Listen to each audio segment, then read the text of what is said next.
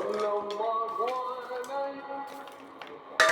عليك وعلى آلك. الأدعية الدينية والتي قدمها المبتهل الشيخ أحمد علي الطنطاوي، حيث ننقل لحضراتكم هذا